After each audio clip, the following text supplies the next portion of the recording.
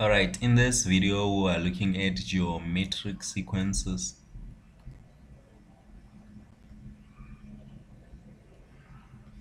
So in particular we're looking at solving the type of problem whereby you are given two terms of the sequence and you are being asked to find the general term, which is Tn.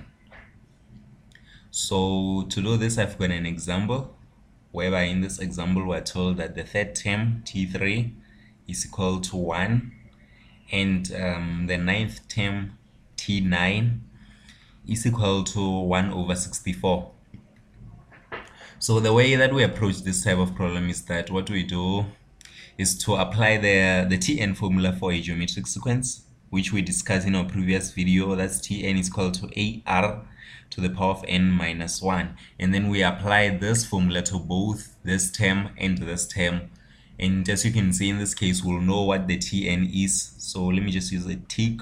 So we'll be because we're given two terms, we'll know what the Tn is and we'll know what the n is. So our two unknowns is going to be the A and R, and because we'll be able to generate two equations, then we're going to be able to solve for the two unknowns. So we're just going to start with the first one. Tn is equal to 1.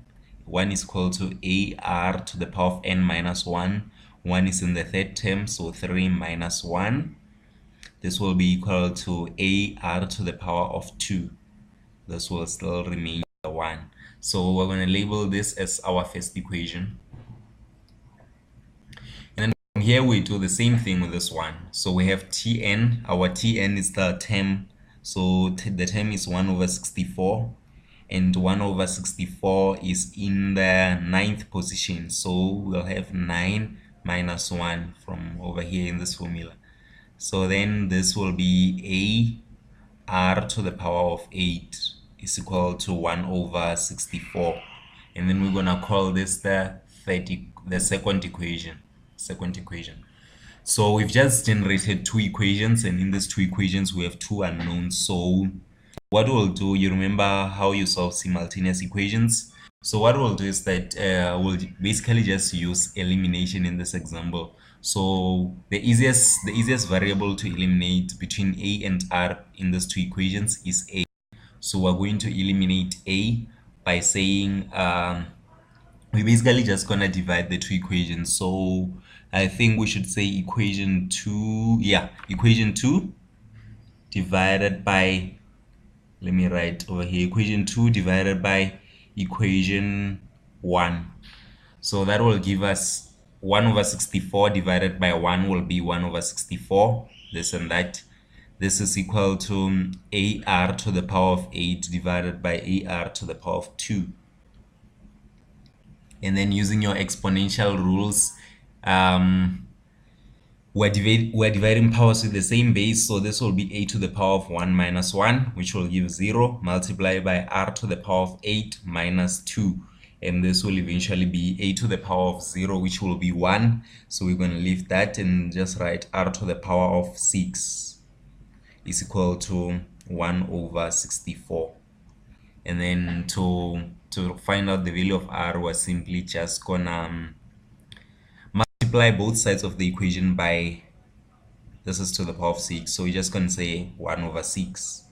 Okay, and then the same applies on this side, 1 over 64 to the power of 1 over 6. That's the same as taking the sixth root in both equations. So the final answer will be r is equal to a quarter, which is 1 over 4. And so now we've got the value of r. The value of r is solved. So what do we need? We need the value of a, because those are two unknowns that we said we have. So we're gonna go ahead. We can either choose equation 1 or, so we're gonna go ahead and substitute the r value in either equation 1 or equation 2. So I'm gonna choose equation 1 because it's a little less complicated. So we're gonna say substitute r in equation 1. And this will give us 1 is equal to a multiplied by r value, which is 1 over, sorry, this should be the sixth root. Let me just use a calculator. I think that's supposed to be 1 over 4. This is 1 over 64 power to the 1 over 2. No, 1 over 6, I mean 1 over 6. Yeah, this should be a half. This should be a half, not 1 over 4. Let's get an eraser over here. Okay, this is 1 over 2. Sorry about that.